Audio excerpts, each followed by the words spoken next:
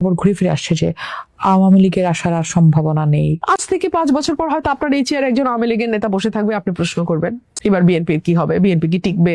আওয়ামী লীগের তৃণমূল শেখ হাসিনা ছাড়া কাউকে নেতা হিসেবে মানবে না। আইদার এটা শেখ হাসিনা হতে হবে অথবা someone directly nominated by Sheikh Hasina হতে হবে। But there is a question, Sheikh Hasina has already proved herself. বা এই দলটি আর আসতে পারবে না বলে যে আলাপটা এখন শুরু হয়েছে নানা গণমাধ্যমে বা নানা জায়গায়, আপনার কাছে কেন এটা অবাস্তব মনে হচ্ছে? একেবারে অবাস্তব। আপনি দেখুন না, আপনি এই ভোটে যখন দুপুর 2:30 বাজে 3টা বাজে আমি দ্রুত খবর নিলাম যে ভোটের কাস্টিং কত পার্সেন্টেজ কত, বলো 38%। আমার লোককে বললাম তোমরা অন্য কনস্টিটিউয়েন্সিতে খবর নাও, 38-40 এর বেশি না কাস্টিং এই পর্যন্ত। তাহলে বাকি 60% কারা? আওয়ামী লীগকে নিয়ে এগুলো কথাবার্তা বলতে হয়। রাজনীতিতে একসময় আওয়ামী লীগও বিএনপিকে নিয়ে বলেছে, এগুলোকে 2 পয়সা পাত্তা দেয়া বুদ্ধিমানের কাজ না। আওয়ামী লীগ বিএনপি বড় দল, যতদিন পর্যন্ত না তৃতীয় কোনো দল শক্তিশালী ভাবে জনগণের কাছাকাছি যেতে পারবে, আমি আবারও বলছি জনগণের কাছাকাছি যেতে পারবে, মানুষের মনে জায়গা করে নিতে পারবে, ততদিন পর্যন্ত এই দলগুলোকে আপনি কি এই যে কাগজ কলম দিয়ে নিষিদ্ধ করবেন আর নিষিদ্ধ হবে? এই সংসদে এবং সংসদের বাইরে ভাসুরের নাম মুখে নেওয়া নিষেধ। কেন আপনার কাছে মনে হচ্ছে জামাত পোষা বিরোধী দল? তীক্ষ্ণ এবং ধারালো বিরোধিতা আপনি কাদেরকে করতে দেখেছেন? মুক্তিযুদ্ধ নিয়ে কথা বলছে, সে বলতেই পারে, সেটা জামাতকেই ইন্ডিকেট করে বলছে, এটা কেন মনে হচ্ছে? নাম নিতে অসুবিধা কেন? এত লজ্জা কিসে? নতুন বউ আর জামাই ভাসুর, আরে সরি জামাত ভাসুর, ইতা সকলে বুঝে, ইতা আমরা বুঝি। বিএনপি যদি মনে করে ওদের সাথে কম্প্রোমাইজ করে ওদের সঙ্গে একটু আপোষে প্রেম মিষ্টি না হ্যাঁ এভাবে টাইম পাস করবে, they will throw them out in, মানে কি বলবেন, 6 months মেবি। 100 দিন পার হয়েছে একটা সরকারের, ঠিক কোন কোন জায়গায় আপনি সফল দেখছেন? তো এই সরকারের হানিমুন পিরিয়ড বলে কোনো সময় আছে বলে আমি মনে করি না। বাংলাদেশ একেবারে একটা ভঙ্গুর অর্থনীতির উপর দাঁড়ায় আছে। ভালো খবর নাই অর্থনীতিতে ভালো খবর না থাকলে অটোমেটিক্যালি আনরেস্ট একটা তৈরি হয় সমাজে, অস্থিরতা তৈরি হয়, এবং সেটার একটা সুস্পষ্ট চিত্র আমরা দেখতে পাচ্ছি এখন।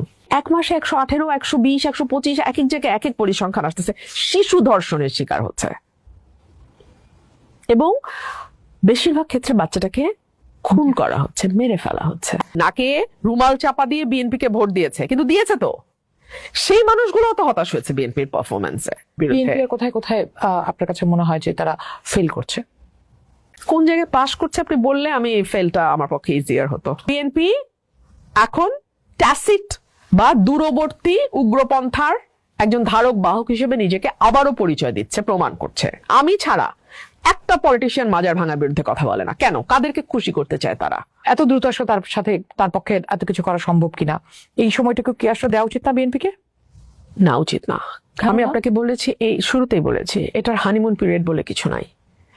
পানি অনেক দূর গড়িয়ে গেছে। অর্থনীতি পুনরুদ্ধারের জন্য আপনি সরকারকে কিছু সময় দিতে পারেন, কিন্তু আইন শৃঙ্খলা, যেটা মানুষের জীবনের সঙ্গে ওতপ্রোতভাবে জড়িত, মানুষের বেঁচে থাকার সঙ্গে ওতপ্রোতভাবে জড়িত, আপনি 1 সেকেন্ডও সময় দিতে পারেন না। ওনার এই কুল ম্যান ইমেজ যদি রামিসার মতো 118টা শিশুকে বাঁচাইতো ধর্ষণের কাছ থেকে, ওনার এই কুল ম্যান ইমেজ যদি আমাদের মাজারগুলোকে উন্মুক্ত জনতার হাত থেকে রক্ষা করতে পারতো, আপনি তার সাথে দ্বিমত পোষণ করছেন কেন? এটা তো তার 3 মাস। পত্রিকার রিপোর্ট তো সেটা বলছে না। সেটার জন্য তো দায় শুধুমাত্র সরকারকে দেওয়া যায় না। আর কাকে দিব বলেন? আমি দেই? আমরা 9 লাখ কোটি টাকা দিয়ে সরকার পুষবো, আর দায় কাকে দিব বলেন? দেই তাহলে। রামিসার বাসায় ঠিক যেদিন বিরোধী দলের নেতা গেলেন, তড়িঘড়ি করে প্রধানমন্ত্রীকেও তার লট বহন নিয়ে সেদিনে যেতে হইল, এবং ভুয়া ধ্বনি শুনে প্রত্যেকেই যার যার গাড়িতে উঠলেন। রামিসার বাবা অসুস্থ হয়ে 2 দিন পর দেখলাম হসপিটালে ঢুকেছেন, সাথে সাথে আবার 2 দল উপস্থিত। প্রধানমন্ত্রী টাইম ফ্রেম দিতে পারেন না, এটা উনি দিতে পারেন না। এটা আবার আমাকে সেই টোটালিটেরিয়ান স্টেটের কথা মনে করিয়ে দেয়, যেখানে অসীম ক্ষমতাময় সম্রাট ঠিক করেন কার বিচার কতদিন কিভাবে হবে, কার কি শাস্তি হবে। আমি আপনার স্বরাষ্ট্রমন্ত্রীকে যত ব্যস্ত দেখি সংবিধানের ধারা উপধারায় পাণ্ডিত্য জাহির করতে, তত ব্যস্ত দেখি না আইন শৃঙ্খলা ঠিক করতে। এইভাবে কোন সরকার স্ট্যান্ড নেয় নাই। আপনি আমাকে বলেন, ঘন্টার পর ঘন্টা মাজার ভাঙা হয় কি করে? সরকার কি চুরি পরে বসে থাকে যে আমি ভয়েসলেস? ধর্ম অবমাননা শুনলেই কাঁপতে কাঁপতে পড়ে যাব। আমি তো ওই মানুষই না। তোমরা আমাকে আগুন জ্বালায় মারবা, আমার গায়ে মারো, মারো, আই এম চ্যালেঞ্জিং ইউ, মারো। ঠিক কি ধর্ম অবমাননা আপনি করেছিলেন, মানে পেছনের গল্পটা আসলে কি? আমার রব একজন, আমার জবাব আমি তাকে দেব। অবমাননা যদি হয়ে থাকে শাস্তি আমি পাবো, সেই শাস্তি আমাকে আমার রব দেবে। সেই রবকে তোমরা পোট্রে করো এই ভয়াবহ ভাবে। তোমরা আমার রবের কোন চেহারা দেখাও, কোন ইমেজ তোমরা আনো বিশ্বের সামনে আমার রবের? এটা তো আমার রবের ইমেজ নয়। তাহলে এই অবমাননার ভয়টা কিসের আসলে?